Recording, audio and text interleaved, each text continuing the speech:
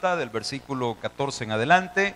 Lo hacemos en el nombre del Padre, del Hijo y del Espíritu Santo. No os unáis en yugo desigual con los incrédulos, porque ¿qué compañerismo tiene la justicia con la injusticia? ¿Y qué comunión la luz con las tinieblas? ¿Y qué concordia Cristo con Belial? ¿O qué parte el creyente con el incrédulo? ¿Y qué acuerdo hay entre el templo de Dios y los ídolos? Porque vosotros sois templo del Dios viviente, como Dios dijo: habitaré y andaré entre ellos, y seré su Dios, y ellos serán mi pueblo. Por lo cual salid de en medio de ellos y apartaos, dice el Señor, y no toquéis lo inmundo, y yo os recibiré, y seré para vosotros por Padre, y vosotros me seréis hijos e hijas, dice el Señor Todopoderoso. Que Dios bendiga su palabra, mis hermanos. Oremos al Señor. Padre, gracias por su amor y misericordia. Nuestra mente y nuestro corazón, Señor, humillamos delante de ti y suplicamos que tomes absoluto control de este tiempo. Que tu Santo Espíritu, Señor, pueda ministrar nuestras vidas, que nos enseñe a doblegar nuestra soberbia y nuestro orgullo, para que sea tu palabra, Señor, la que nos edifique, la que nos fortalezca, la que nos ministre, Señor, para crecer, como dice, a la medida del varón perfecto. Deme gracia para transmitir este mensaje con denuedo en el nombre de Cristo Jesús. Amén y amén. Puede sentarse, hermano, puede tomar su asiento. Valorando lo que el Padre me ha dado, es el título de este sermón. ¿Cuánto valoramos ese regalo que nuestro Padre Celestial nos ha dado? Porque decimos ahora, ¿verdad?, que estamos celebrando el Día del Padre, y probablemente hasta ahorita nos estamos acordando de él, pero al menos lo hicimos. Hay hermanos que, pudiendo haber venido, no vinieron hoy. Algunos de los que estamos aquí quizás los pensamos 2, 3, 5, 10 veces, pero al final tomó la decisión correcta. Ahora, el propósito, recuerde, que es que nuestra vida cristiana vaya de aumento en aumento, de victoria en victoria. Entonces, cuando usted sienta ese desánimo en buscar la intimidad con el Padre, recuerde las cosas que usted necesita o las que usted anhela. No debiera ser así, pero seamos sinceros. Somos humanos, somos interesados, y a veces estamos en búsqueda de algo, de una bendición, principalmente cuando se trata de cosas que están fuera de su alcance, y ahí es donde usted se ocupa eso como un pivote, ¿verdad? Como algo en que anclarse para poder seguir buscando más y más de Dios. Entonces, la cosa aquí es, ¿qué quiere de Dios? ¿Cuánto valoramos lo que Dios representa en nuestra vida? Cuando usted y yo recibimos a Cristo, hermano, Él nos dio una nueva vida. Una vida en la cual nos dignificó. Es decir, nos hizo dignos de ser llamados sus hijos. Dice allá en el libro del Apocalipsis que nadie fue encontrado digno para abrir el libro, ¿verdad? Hasta que aparece el Señor, porque digno solamente fue el Cordero que inmolado fue. Entonces, mire cómo es el regalo de Dios, que siendo solamente Él el digno de abrir el libro, el digno de ser llamado Rey de Reyes y Señor de Señores, ahora nos jala a nosotros y nos hace dignos de ser llamados sus hijos. Usted y yo no somos cualquier cosa. Somos hijos de Dios, somos los hijos del Rey. Entonces, quisiera detenerme un poquito en esto de analizar esa dignidad que Dios nos dio. Vaya, por favor, a 1 Corintios 5:17. Aquí creo que... No, segunda, aquí mismo donde estamos. Solo retrocédase un capítulo atrás, en el 5:17. Dice la palabra del Señor. ¿Lo tiene, hermano? De modo, analice, porque aquí está hablando de usted. De modo que si alguno está en Cristo, hágame una pausa ahí. ¿Está hablando aquí de católicos, de evangélicos, de testigos de Jehová? No, ¿verdad? ¿Está hablando aquí de los miembros del Tabernáculo Bíblico Bautista? No, está hablando de que si usted ha recibido a Cristo como su Salvador personal. Nosotros acá, yo les he comentado que los primeros 6 meses de mi cristianismo, yo todavía no tenía una clara identidad con mi iglesia. No se puede no tener iglesia. Usted no puede en ningún momento decir, mire pastor, yo estoy harto de las iglesias, la gente muy problemática, los pastores son aquí, son allá. Hermano, usted tiene toda la razón. Pero el día que usted diga que la iglesia no sirve, usted está diciendo que Cristo no sirve, porque la iglesia es el cuerpo de Cristo.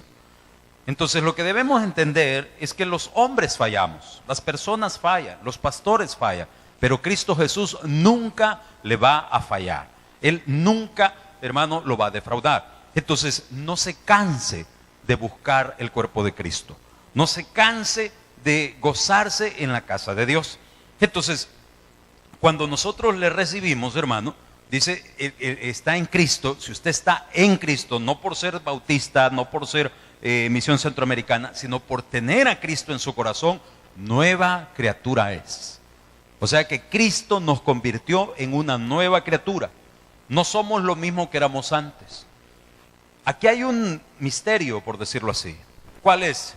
Que todas las mañas que aprendimos antes, siempre las guardamos en nuestra mente.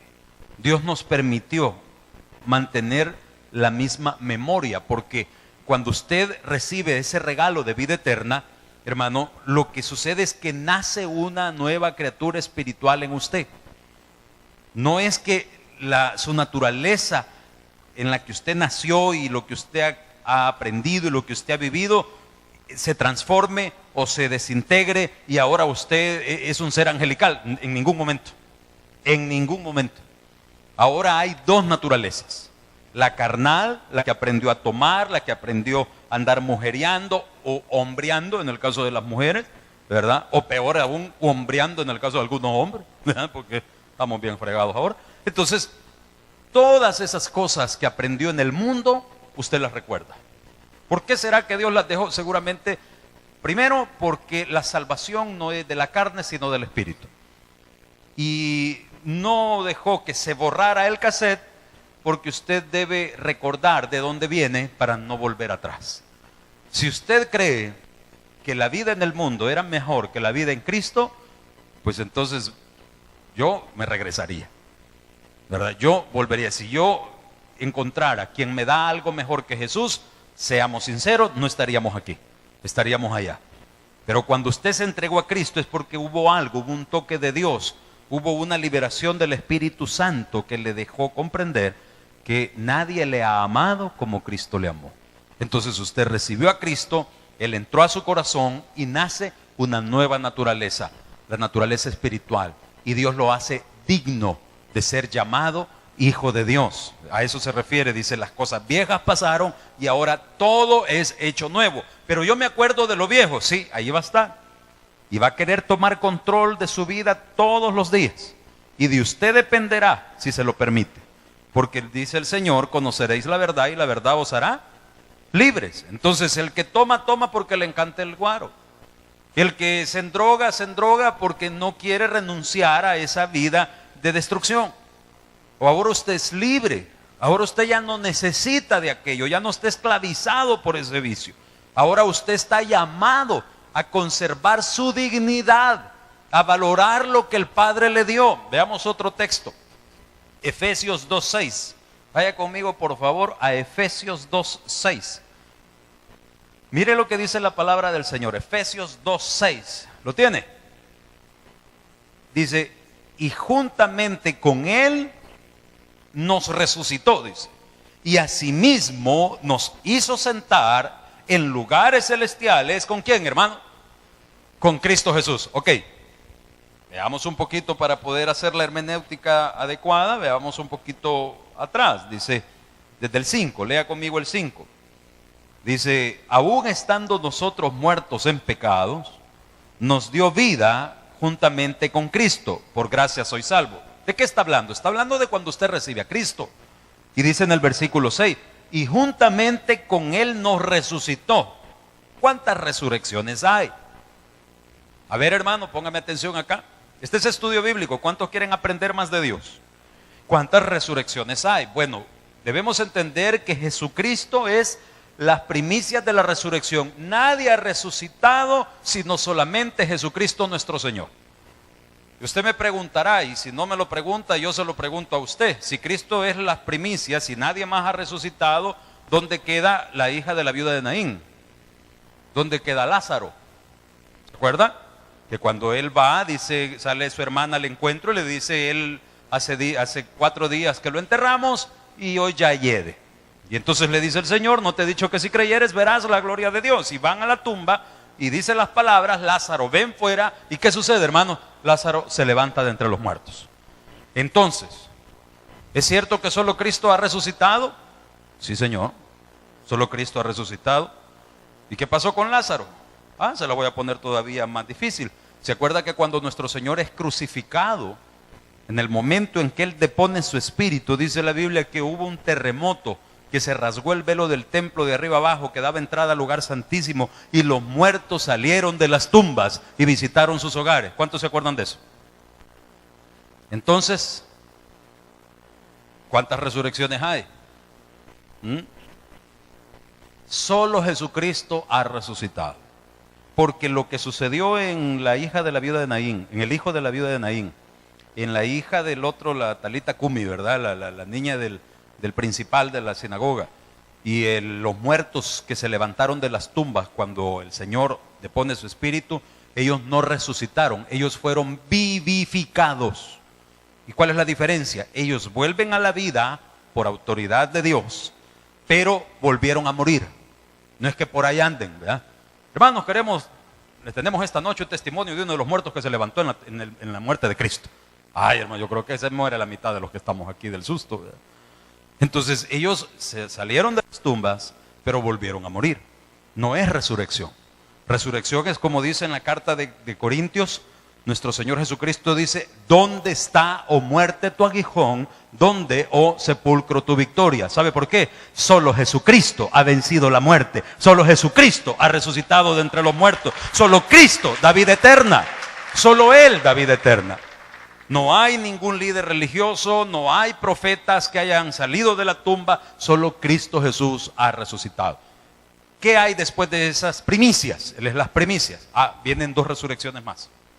2 resurrecciones, sí. La próxima es cuando venga Cristo por la iglesia. La carta a Tesalonicenses 4:18 dice, los muertos en Cristo resucitarán primero, para que juntamente con los que hayamos quedado, vayamos a recibir al Señor a las nubes. Entonces, ¿cómo se llama eso? El arrebatamiento.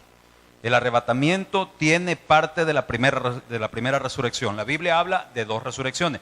¿Cuáles son? La primera y la segunda. Mire qué fácil está de aprendérselas. Sí, es cierto. A ver, iglesia, ¿cuántas resurrecciones hay? Son 2. ¿Cuáles son? La primera y la segunda. Yo sé que no se le va a olvidar. Ya si se le olvida, hermano, reciba a Cristo para que sea nueva criatura y le dé la mente de Cristo. Entonces, la primera resurrección, póngame atención, a su vez también tiene 2 momentos, 2 etapas. ¿Y esas cuáles son?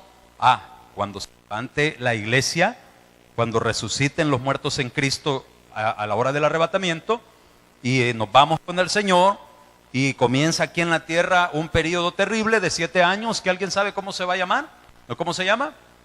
La tribulación. Y allá en el cielo comienzan 7 años de gozo, que alguien sabe cómo se llama, las bodas del Cordero. Pero antes de las bodas del Cordero hay un acontecimiento hermoso. ¿Cómo se llama? El tribunal de Cristo, donde usted y yo vamos a recibir, ¿qué cosa, hermanos? Galardones. ¿Cuántos creen que Dios recompensa a los que se esfuerzan, hermano? Vuelva a ver al que está a la par suya y dígale, esfuércese. Esfuércese, Dios tiene recompensas para usted. Y el otro no se quede callado, esfuércese usted, dígale. A mí me está diciendo, esfuércese usted, si al que vi chupando fue usted, acuérdese. El que ha venido con olor a níspero es usted. Entonces, esfuércese. ¿Por qué? Porque Dios va a recompensar todo eso en el tribunal de Cristo. Entonces, tenemos los muertos en Cristo, es la iglesia que es arrebatada, y luego tenemos las bodas del Cordero, y luego a los 7 años, acá abajo, suceden una serie de cosas, hermano, que están en el libro del Apocalipsis, pero que terminan con la venida pública del Señor. Pero ya vino. Ya le dije que la venida de Cristo, la segunda venida de Cristo tiene 2 etapas. Cuando viene por su iglesia, que solamente lo recibe la iglesia y nadie más se da cuenta. Y la segunda es después de los 7 años, cuando venimos con Cristo y Él viene a ponerle fin al reinado del anticristo. Entonces, ¿qué sucede? Dice la Biblia que Él va a matar a todos los malignos, ¿verdad? Con el espíritu de su boca. Él viene con vara de hierro, ya no viene aquel Cristo humillado, ¿verdad? Ser escarnecido, no, ahora viene como Rey de Reyes y Señor de Señores. Luego, se termina todo acá con el anticristo y entonces se levantan, oiga bien, los decapitados, todos los que murieron dentro de la tribulación.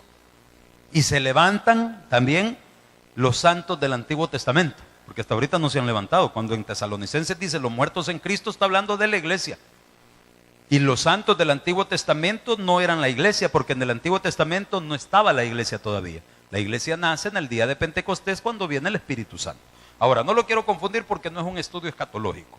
Lo que sí le quiero mostrar es que dice acá, que juntamente con Él nos resucitó.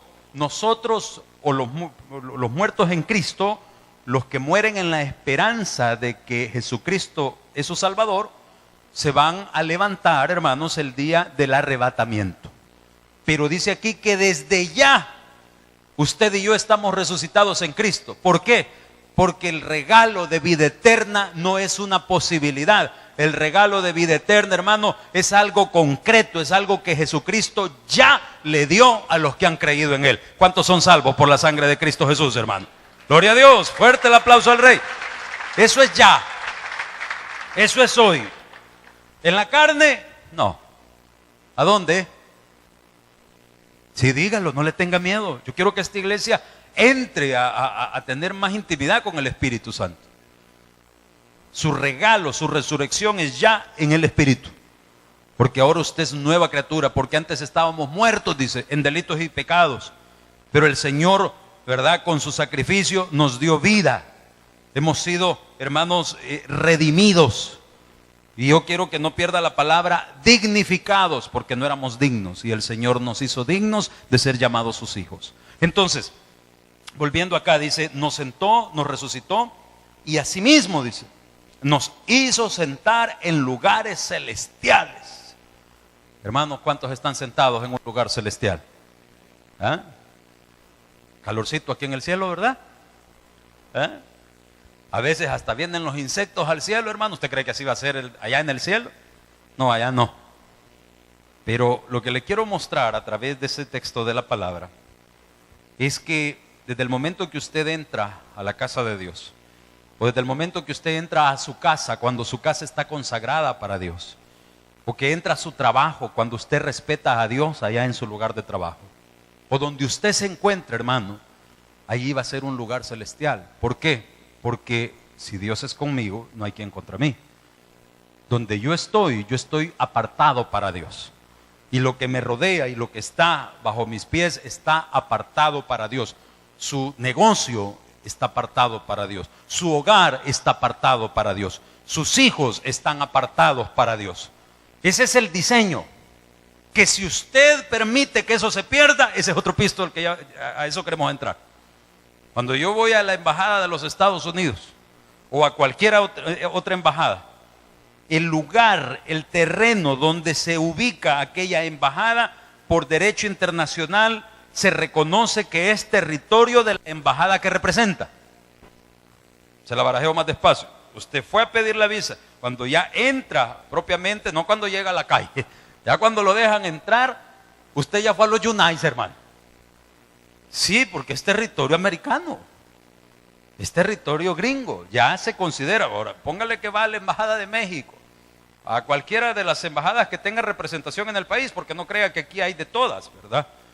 Pero cuando usted entra a una embajada, por eso es que yo no sé si alguno ha sido un poquito curioso con esas películas de guerra en el Medio Oriente, que se ve que a la hora del conflicto todos corren para la embajada, ¿verdad? Si andan ahí, de eso se levantan y los quieren matar, vámonos para la embajada, porque una vez entran a la embajada, internacionalmente se reconoce que ellos ya están en su territorio y ya los otros no pueden entrar a sacarlos.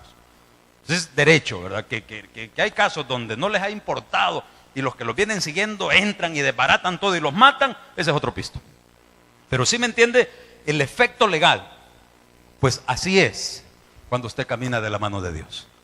No lo digo yo, lo dice la Biblia. Léalo por favor ahí con mucho corazón. En el versículo 6 dice, asimismo nos hizo sentar en lugares celestiales. Esto no es un lugar físico, esto es un lugar espiritual. Por eso donde esté el pueblo de Dios, hermano, allá está la presencia de Dios. Si dos o más, dice, están reunidos en mi nombre, ahí estoy yo. Y usted puede estar, no, pastor, yo vivo solo con mi hijo, con mi hija, ahí está la presencia de Dios. No, yo vivo solo completamente, no puede ser. ¿Cómo no? Se lo prometo. No, es que no, nunca va a estar solo, porque Cristo y usted siempre van a ser mayoría, hermano. Cristo nunca lo va a dejar. Entonces, ¿por qué le doy a este tema?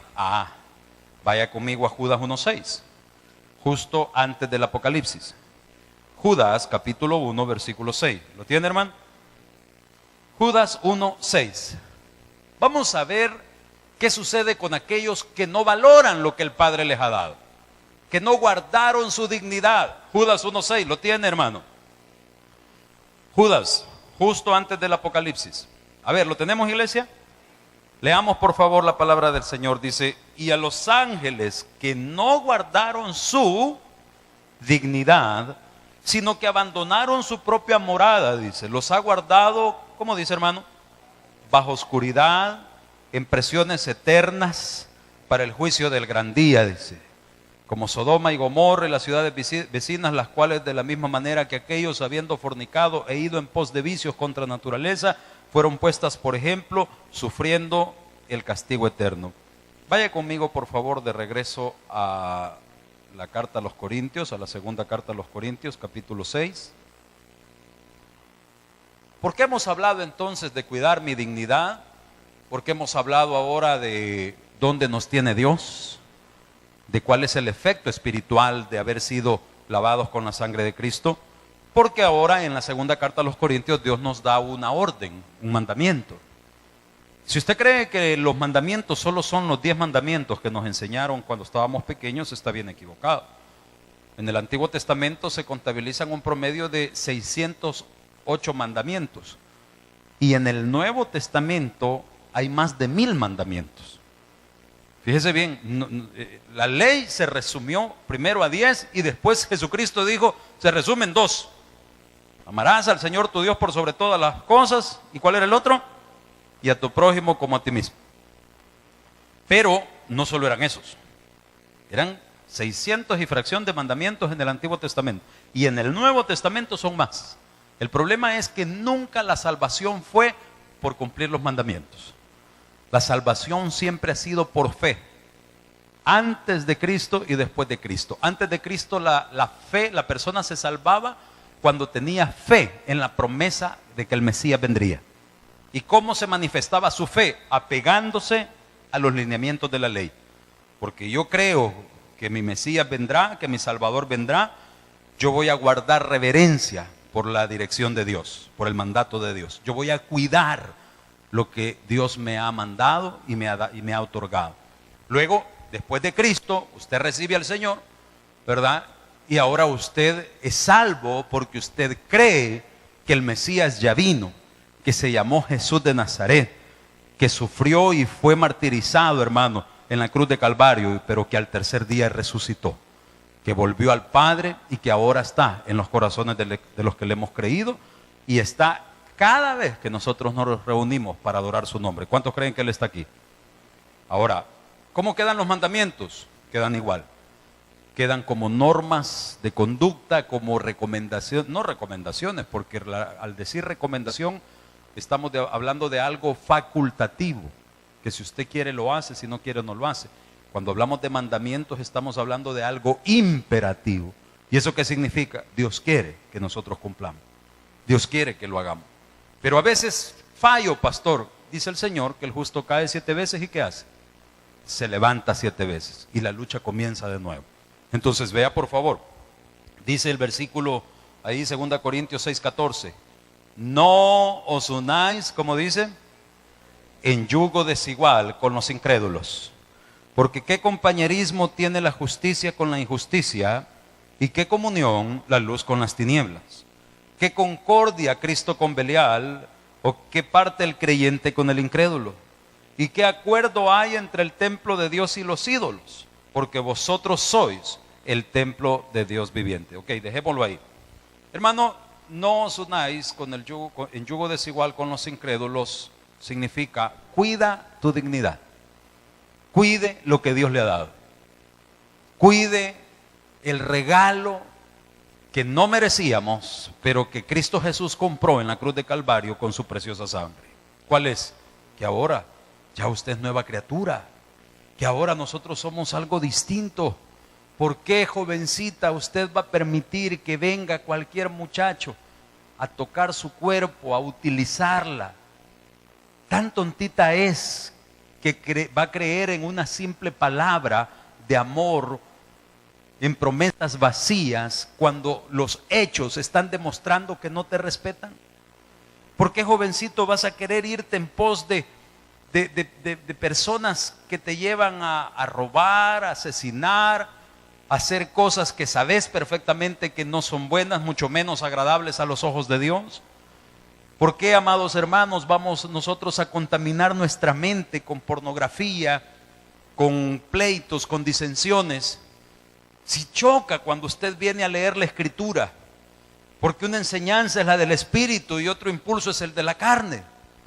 Yo creo que es tiempo, hermanos, en que valoremos realmente qué es lo que queremos. Si queremos seguir viviendo como lo hicimos antes en el mundo, sin esperanza, con problemas, trascorneado, apaleado, sin ningún tipo de respaldo sobrenatural, o si queremos verdaderamente ahora vivir como lo que la Biblia dice que somos hijos de Dios. Mire, es un tiempo donde todo se vuelve superficial. Es un tiempo donde los cristianos se enojan con los pastores y los pastores ocupan un ejemplo político, porque antes de ser cristianos son más celosos del color partidario. Hoy hablábamos con unos hermanos y me dice, ¿usted votaría? Pues no, yo jamás votaría. Sigue creyendo en nosotros. Yo no creo en nadie, solo creo en Cristo Jesús, hermano. ¿Pero por qué? Es que no puedo votar por el ateísmo. No puedo. Sí, pero los otros tampoco creen en Dios. Claro, es que esto es así.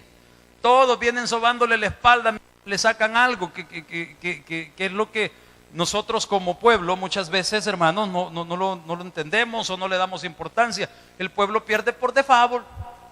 Nosotros no reclamamos nuestros derechos.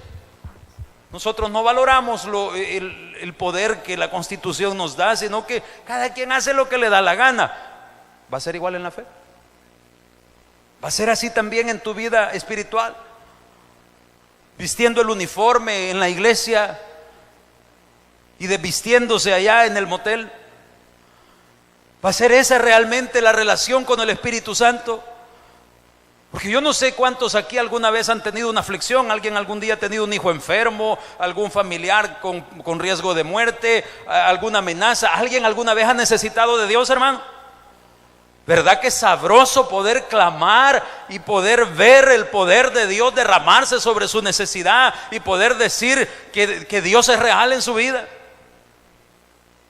Entonces yo creo que es momento de empezar a marcar una diferencia. Es momento de valorar un poquito la dignidad de ser llamado hijo de Dios. ¿Qué es dignidad? Yo no quise dejar esto a medias. Fíjese que según el diccionario, la palabra dignidad significa cualidad de digno. ¿Cómo así? O sea, yo no la tenía, yo era indigno de acercarme a Dios. Pero vino Cristo, me lavó con su sangre y me ha dado una cualidad. ¿Qué cosa? Ahora soy digno de venir al trono de la gracia. Pastor, ¿cómo va a creer que va a ser digno? Sí, claro que soy digno. Pero en su carne, no, en mi carne no, sino en esa nueva naturaleza espiritual que Dios me ha dado cuando Él entró a mi corazón, porque en Cristo soy nueva criatura. Entonces yo tengo que valorar esa dignidad. Otro concepto de dignidad o otra percepción o acepción de dignidad es excelencia. Usted es excelente. Vuelva a ver al que está a la par suya y dígale: usted es excelente, hermano. Usted es excelente. Porque Cristo nos... ¿Cuántos creen que Jesús es excelente? La excelencia es Cristo. ¿Habrá algún hijo de Cristo esta noche en el templo? Usted es excelente. Otra acepción de dignidad: realce, dice. Cuide el realce que Dios le ha dado. Usted no es cualquier cosa. Usted está en alto, hermano. ¿Sabe por qué? Porque Cristo, dice, nos hizo sentar en lugares celestiales. Es la misericordia de Dios la que nos da realce. No es dinero, no son títulos, no son propiedades. Por eso cuando Dios dividió las tribus y escogió a sus siervos, ¿se acuerda de la tribu que estaba supuesta a servir en el templo? ¿Cómo se llamaban? Los levitas. A las 11 tribus restantes, ¿qué les repartió Dios? Les repartió tierra, heredad. Y a los levitas, cuando los levitas dijeron, Señor, y a nosotros ya no nos dejaste nada, ¿sabe qué les dijo? Tu heredad será la presencia de Jehová. Ay, dirían algunos, ¿no me la cambia por un lotecito? ¿Sí o no? Seamos sinceros. Oramos por pisto, oramos por negocios, oramos por empleos, oramos por carros, oramos por casa. ¿Oras por los dones espirituales? ¿Cuántas veces has derramado lágrimas diciéndole, Señor, dame esa capacidad de ir, presentar el plan de salvación y que las personas no sean convencidas por mi léxico, por mi retórica, sino que sea tu Santo Espíritu el que fluya a través de mí y me utilice, Señor, como un siervo para el engrandecimiento de tu casa? Y había que pedir eso. No sabía yo que pedía por eso. ¿Se da cuenta? Otra cosa que representa la dignidad, dice, es un cargo honorífico y de autoridad. Este me gusta.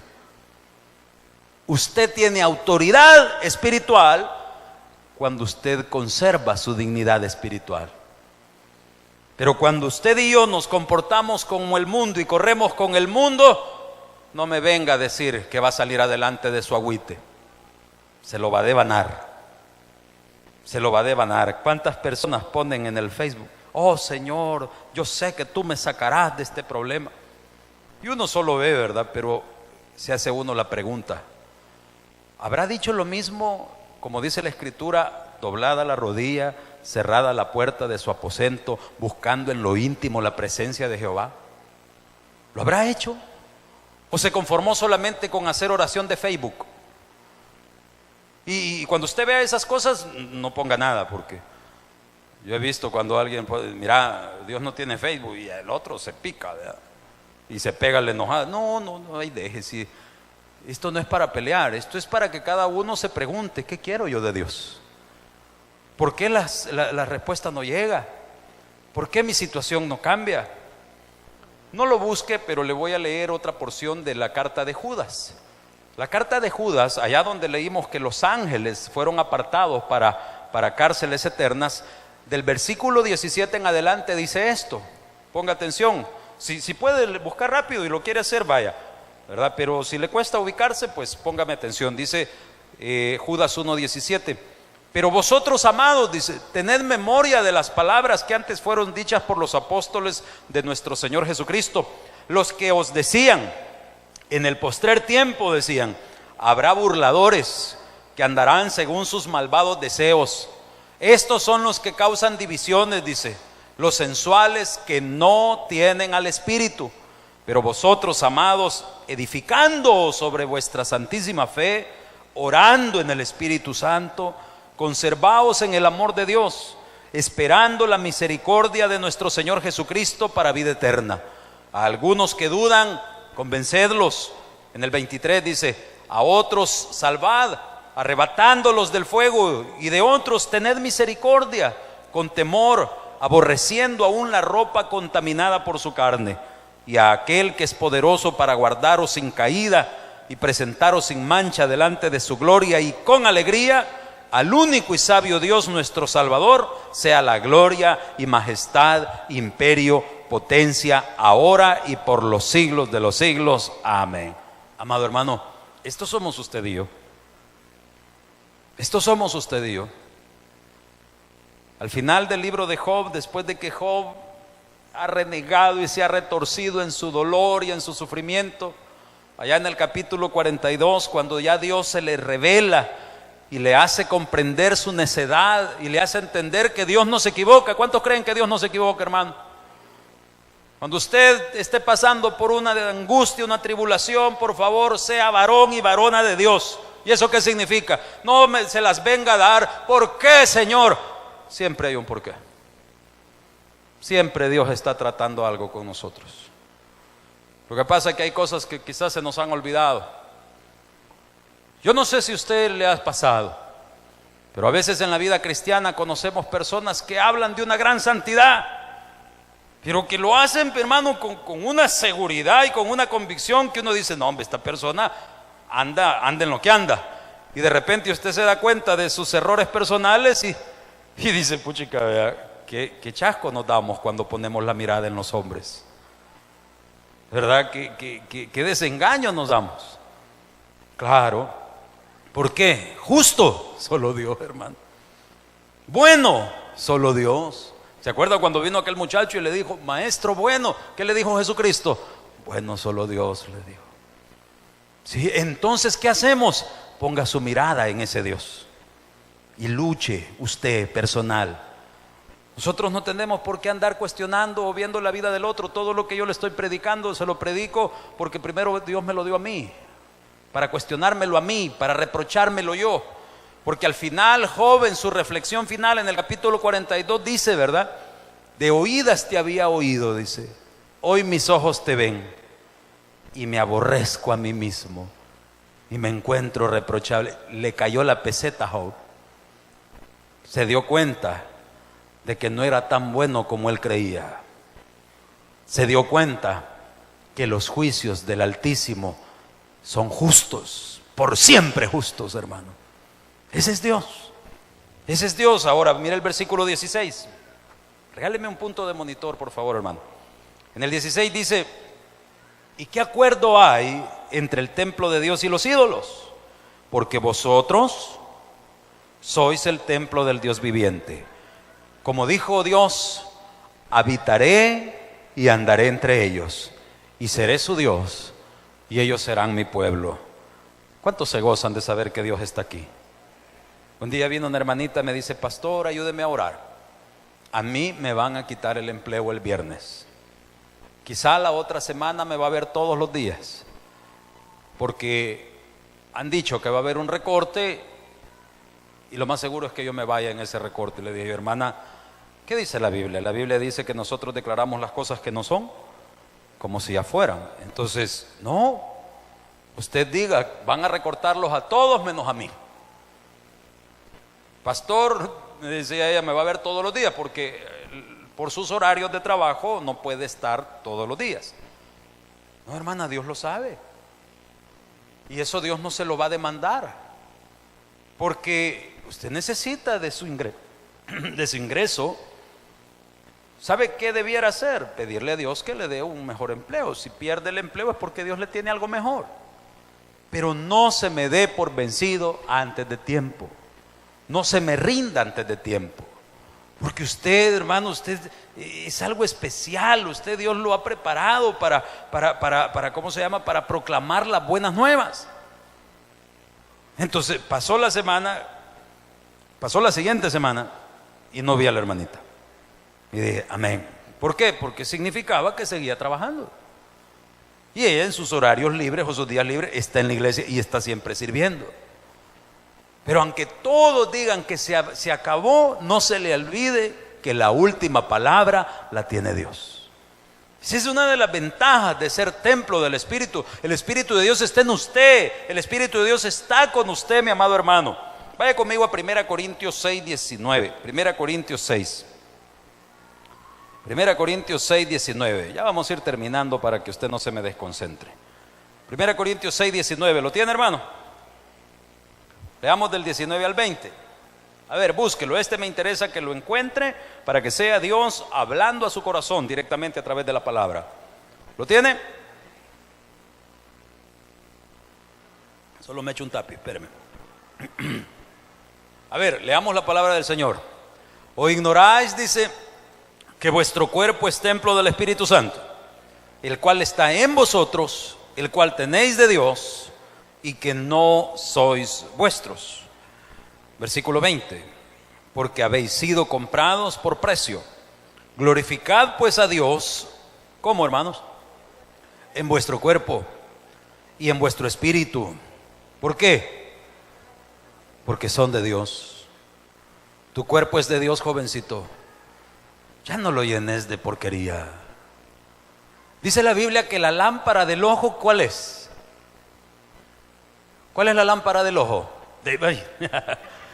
Esto como, ¿cuáles son qué color son las mangas del chaleco de Napoleón, ¿verdad? ¿Cuál es la lámpara del cuerpo?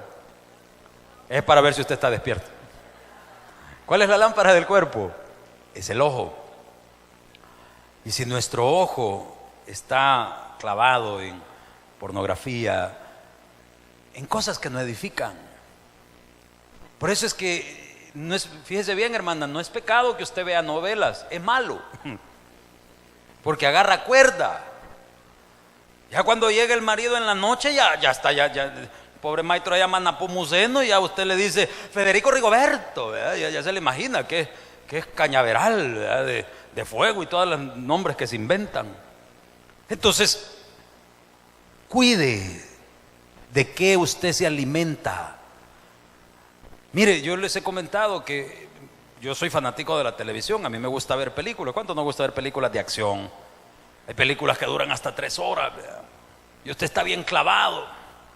Hermano, yo cuando estaba viendo Crepúsculo, alguien aquí vio Crepúsculo, yo llorando, ¿verdad? Porque no podía ser el amor del vampiro con la otra loca. Y me acuerdo que el día que estaba viendo la última y cuando se iban a agarrar todos los vampiros y estaba mi hijo ahí fregando, hermano, y yo ya casi me lo sueno, que no me dejaba ver. ¿Cuántos de nosotros somos así de celosos cuando estamos leyendo la Biblia? ¿Cuántos de nosotros realmente buscamos un tiempo para alimentarnos de la palabra? Hay personas que están padeciendo de la vista. ¿Ha probado decirle al Señor, Señor, yo quiero leer tu palabra? Es una carta, ¿no? Poderle decir, Señor, dame la vista. Yo quiero alimentarme más. Dios es tan perfecto, ¿verdad? Dios no dejó solamente los ojos, también el oír. Porque dice que la fe se fortalece por el oír la palabra de Dios. También la mente se pervierte por el oír. ¿Qué cosa? Las cosas que usted oiga. Y si se pone a oír solo cosas que le enferman o que le contaminan, pues así va a ser nuestro día, así va a ser nuestro estado de ánimo.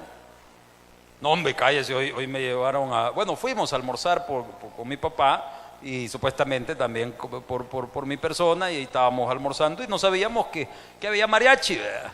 Bueno, el mariachi. La cosa es que llega el mariachi a cantarme una del viejo, querido viejo. Primera vez que me cantan mi viejo. No, hombre, dije yo, ya me afligieron esto. Pero al ratito usted ya está. ¿Y de qué vamos a tomar? ¿Verdad? Porque no solo es la vista, es el oír, es el tocar, son todos sus ¿cómo se llama? Sus sentidos. Son los que tiene que cuidar. Usted viene a la iglesia buscando el rostro de Dios, necesitado, y hermano, en este corito estamos, ay, gracias, y le agarra el himnario y le toca la mano. ¿Qué pasó? A ver, ¿cuándo hacemos vigilia, hermana? Entonces son sus sentidos. Es el aroma también. Por eso es que no se acostumbra a saludar de beso en las iglesias. Porque hay ocasiones que tal vez el hombre viene en santidad, ¿verdad? Hola. Si es que huele bien, ¿verdad? Porque hay otros casos que el asunto es terrible, ¿verdad? Señor, líbrame de pecado, ¿verdad? Ya me acordé de la corrupción del infierno. Entonces, mis amados hermanos, es importante que usted pueda recordar, porque somos carne. Yo ya les he contado de aquella hermanita bien bonita que amarró con un compañero de nosotros del Ministerio de Seguridad allá en la iglesia central, y el fulano, imagínense que le decíamos carepés, era feo, y la muchacha era bien chula, y de repente ya no andaban, ¿verdad? Y nosotros le preguntamos, mira, ¿te cortó vos? ¿Te mandó por allá? No, dijo, yo la corté. No fregues, vos de mordido estás diciendo. ¿Cómo vas a creer? No, hombre, si otra de esas no te sale. No, digo. ¿Y por qué la cortaste? Muy perversa esa loca, digo. ¿Cómo así? Ay, no, dijo que ella, su mayor fantasía era que tuviéramos intimidad sexual en medio del culto a la hora que se estaban cantando alabanzas. Esa tipa, a ver cuántos demonios tenía, hermano. Pero, hermana en Cristo, gracias a Dios que así no hay por aquí, ¿verdad? No, aquí solo pensamientos santos y pulcros. Fíjese que por allá por el lado de Sonsonate, un día unos hermanitos diáconos tenían la llave de la iglesia y llegaron temprano y solo oyeron que allá atrás, ¿verdad? Porque no era una iglesia así como esta construida, donde estaba la pila, donde lavaban los trapeadores, solo se oía push, push, la guacalada. Y fueron a ver, ahí estaba el pastor bañándose con una de las diaconisas. Allá en otra iglesia por el lado de la Constitución hallaron al pastor bañándose en el bautisterio, pero con el vigilante. Ay, yo por eso no quiero nada con las iglesias. No me venga con cuento. Le estoy hablando de las perversiones de nosotros como seres humanos. Claro, cuando usted ya no se alimenta en una iglesia, pues la oveja busca el pasto. Si usted recibe alimento espiritual en este lugar, démosle la gloria al Señor y valore su iglesia y ame lo que Dios le ha dado, porque esto es parte de lo que el Padre le ha dado a usted para ser edificado, para ser fortalecido. Pero vaya conmigo por favor a 2 de Pedro 2:4. 2 de Pedro 2:4. Pero tenemos que cuidar nuestra dignidad. Son cosas, hermanito, por favor, oiga lo que le voy a decir. Ninguno somos mejores que ningún otro. Todos nosotros podemos caer en errores. Pedro dijo, señores, dijo, si alguno de vosotros, dice, es espiritual, exhortad a los otros con amor y mansedumbre, dice, considerándoos como a vosotros mismos, no vaya a ser que el día de mañana vosotros seáis tentados. 2 de Pedro, capítulo 2, versículo del 4 en adelante. ¿Lo tiene, hermano? Mire lo que dice: porque si Dios no perdonó a los ángeles que pecaron, sino que arrojándolos al infierno los entregó a prisiones de oscuridad para ser reservados al juicio, y si no perdonó al mundo antiguo, dice, sino que guardó a Noé, pregonero de justicia, con otras 7 personas, trayendo el diluvio sobre el mundo de los impíos, dice, y si condenó por destrucción a las ciudades de Sodoma y Gomorra, reduciéndolas a ceniza, poniéndolas de ejemplo a los que habían de vivir impíamente, dice, y libró al justo Lot, abrumado por la nefanda conducta de los malvados, porque este justo que moraba entre ellos, dice, afligía cada día su alma justa, viendo y oyendo los hechos inicuos de ellos. Ponga atención, hermanito, cuando vivimos en medio de tanta maldad. No es justificación delante de Dios que porque si yo no hago lo que ellos hacen me van a matar. Usted tiene una cobertura sobrenatural que se llama Espíritu Santo. Si usted quiere permanecer fiel a Dios, Dios le va a mandar ángeles que lo cuiden a usted. No estoy diciendo que usted se va a ir a pelear con el delincuente, ¿cómo se llama? Con las personas que andan por un mal camino. Pero sí lo que estoy diciendo, y usted sabe perfectamente de lo que estoy hablando, que en el tiempo en el que vivimos, hasta los cristianos se han corrompido en cosas ilícitas, en cosas vergonzosas. Es triste muchas veces venir a encontrar en las cárceles, en las Bartolinas, personas que no es que están por un error, por una confusión, porque tienen un corazón perverso, porque le hicieron daño a alguien. Y hay madres orando para que Dios cuide a sus hijos mientras sus hijos andan matando. A mí no me vea mal, hable con Dios. Yo solo le estoy mostrando como su pastor lo que dice la palabra de Dios. Dios no perdonó ni a los ángeles, dice. Dios no perdonó a las ciudades antiguas. Y Lot, que vivía en medio de ellos, él afligía su corazón día y noche para no participar de lo que estaban haciendo los demás. Mire lo que dice el versículo 9: ¿sabe el Señor librar de tentación a los piadosos? Vaya, ¿lo sabe o no lo sabe? Reservar a los justos, dice, para ser castigados, a los injustos, perdón, para ser castigados en el día del juicio. Y mayormente aquellos que siguiendo la carne, dice, andan en concupiscencia e inmundicia y desprecian el señorío. ¿Qué es eso, pastor? Tenemos que hablar extensamente del señorío de Cristo. No todo el que me diga Señor, Señor será salvo. Muchos vendrán y le dirán, en tu nombre hicimos sanidades y sacamos fuera demonios. Y el que va a decir, apartados de mí, hacedores de maldad, yo nunca os conocí. Cuando usted dice, confiesa que Jesús es su Señor, significa que ahora usted va a rendir su vida. Y dice Pablo, ya no vivo yo, ahora Cristo vive en mí. Yo quisiera ir a la fiesta, no puedo. ¿Que no sos libre? Te regaña el pastor. No, soy libre, pero precisamente porque Cristo rompió mis cadenas, yo no puedo volver a revolcarme en ese fango, en ese lodo cenagoso del pecado, porque dice la Biblia que entonces seré como cerda lavada y como perro que vuelve al vómito. ¿Por qué revolcarnos en el vómito de este mundo cuando la sangre del Cordero nos ha lavado y nos ha perdonado todos nuestros pecados? Dele un aplauso al Rey, por favor, hermano. Bendito sea su santo nombre. Dele gracias al Padre. Dele gracias al Padre con su corazón. El predicador ha terminado su mensaje. Quisiera tener la seguridad que al morir irá al cielo. Invóquele de esta manera: Señor Jesús, te recibo hoy como único y suficiente Salvador personal. Creo que eres Dios, que moriste en la cruz por mis pecados y que resucitaste al tercer día. Me arrepiento, soy pecador. Perdóname, Señor. Gracias doy al Padre por enviar al Hijo a morir en mi lugar. Gracias, Jesús, por salvar mi alma hoy. En Cristo Jesús, mi Salvador. Amén. Ahora ha nacido de nuevo a la familia de Dios. Congréguese con nosotros. Predicamos la sana doctrina. Estamos ubicados en Sexta Calle Oriente, número 23, frente a Nuevo Mercado Municipal. Tabernáculo Bíblico Bautista El Rosario, La Paz.